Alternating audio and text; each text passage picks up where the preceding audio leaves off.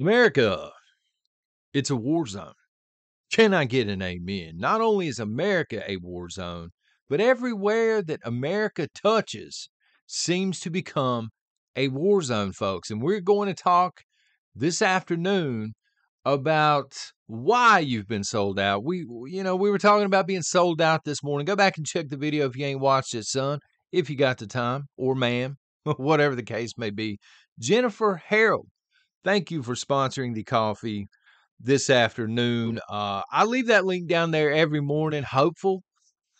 About twice a month, somebody will sponsor the coffee. As a prepper, I stack a lot of the metal cans of the JFG. I think it's JFG. It's the blue coffee. And that's normally what I drink.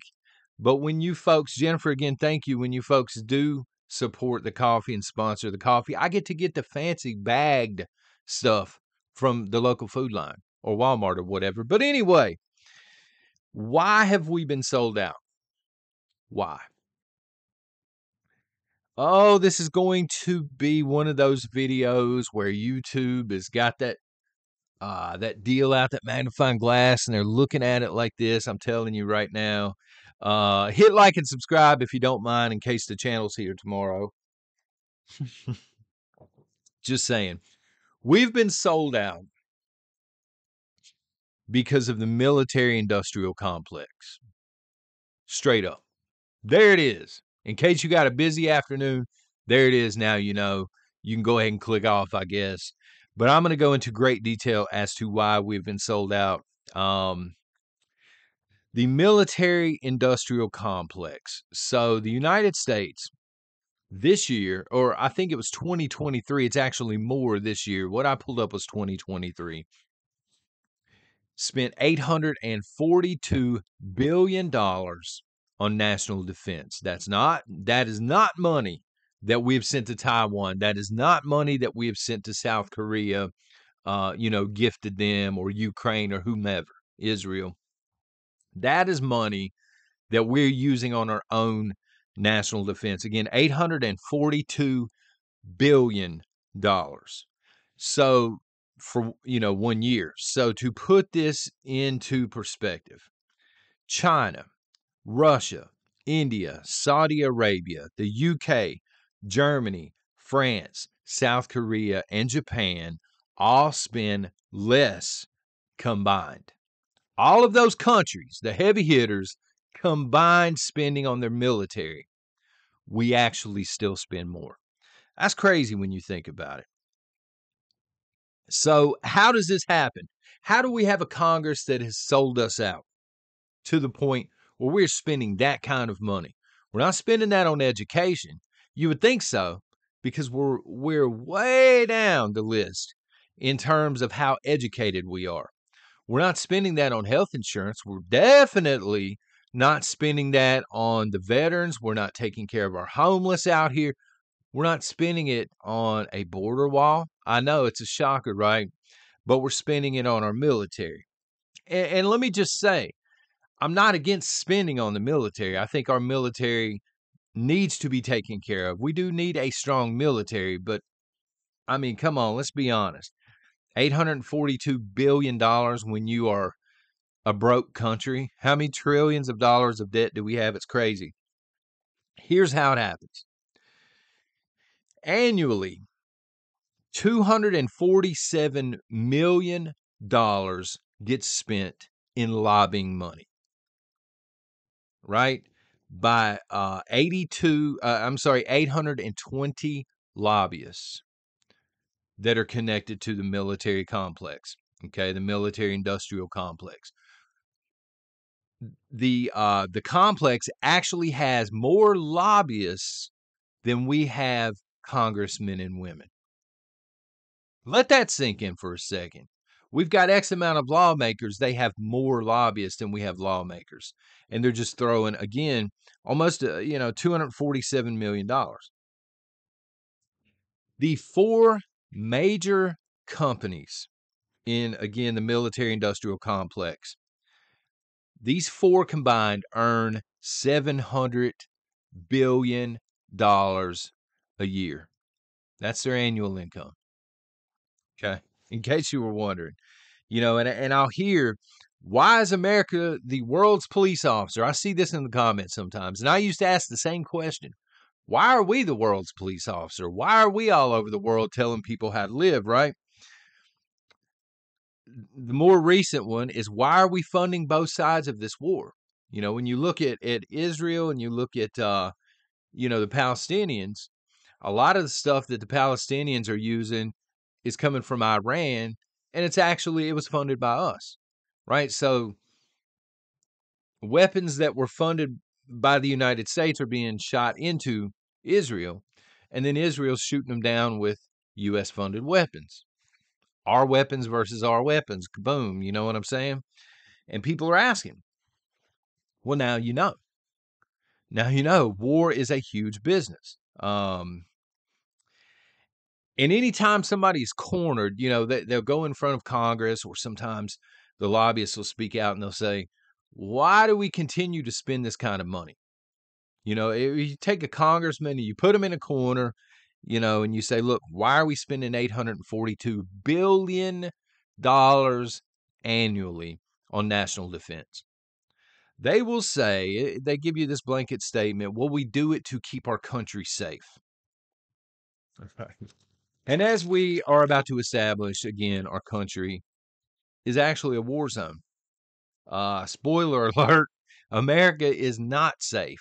In case you didn't know, in case you're brand new, welcome. I'm not sure what kind of coma you just woke up out of, but I'm sorry to hear that you've been in a coma for so long, because the United States, again, is not safe.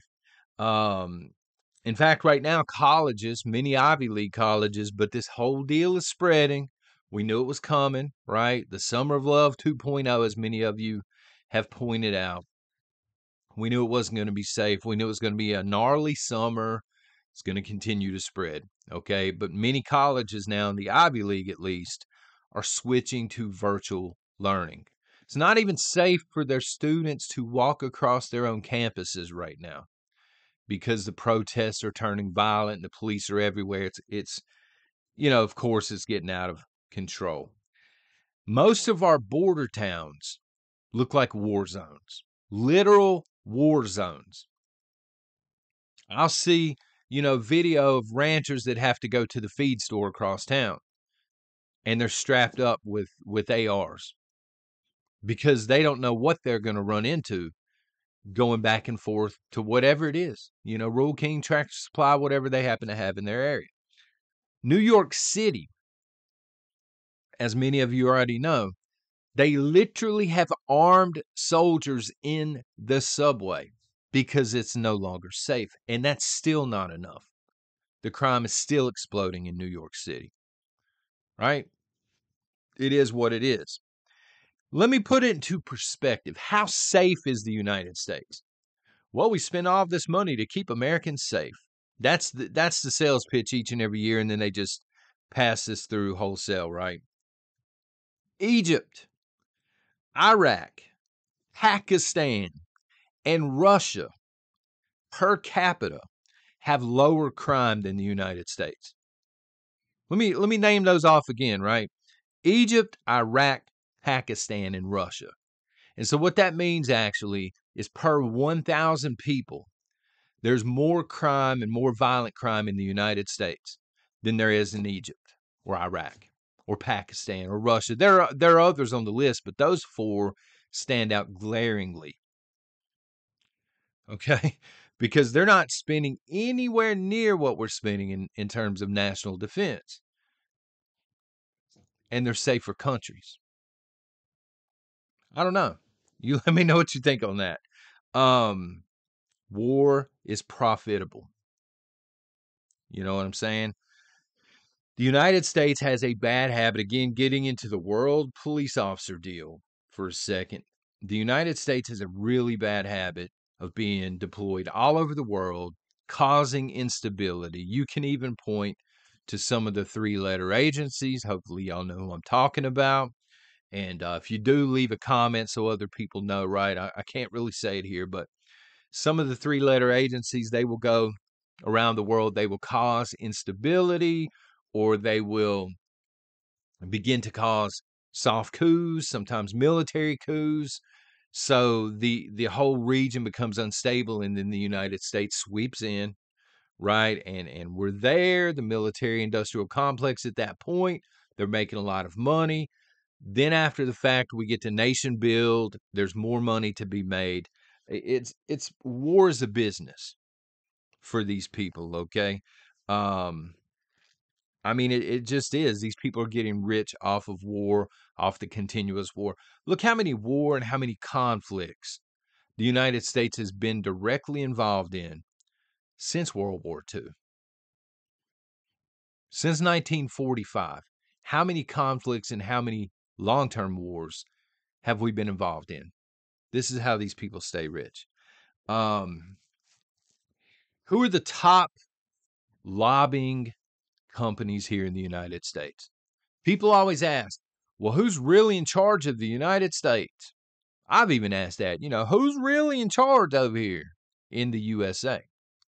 Ain't the people? Raise your hand if you don't think the people are actually in charge, like the Constitution dictates, like we discussed a little bit this morning. All right. The votes by and large are bought and paid for. So by whom? Right? Here we go. Facebook, Meta, whatever. Amazon, Lockheed Martin, Boeing, Raytheon. Now you know. Now you know who's in charge of the United States of America. Facebook and Meta, they also own, I think, Instagram. They are controlling what a lot of people see on social media, including our kiddos. Amazon is where most people do their shopping. So they're going to control that aspect of the United States of America. Then the rest is industrial military complex 1, 2, 3. Again, Lockheed Martin, Boeing, Raytheon. These are the people that run the United States of America. As we discussed this morning, we've been sold out time and again. It's going to continue to happen. And again, unpopular comment. I said this morning, Trump's not going to be able to fix it. So if we're going to continue to be sold out and Donald Trump cannot swoop in and fix things, right? Even, if he gets into office or if he does not get into office, what comes next for the United States of America? Let's say if Trump gets into office, what does that look like for the United States of America over the course of the next 10 years? And if he does not, what does the United States look like over the course of the next 10 years? That's tomorrow morning's topic. We're going to discuss that, and I'll have some coffee. Thank you very much again for that, Jennifer. Until next time, y'all take care and God bless.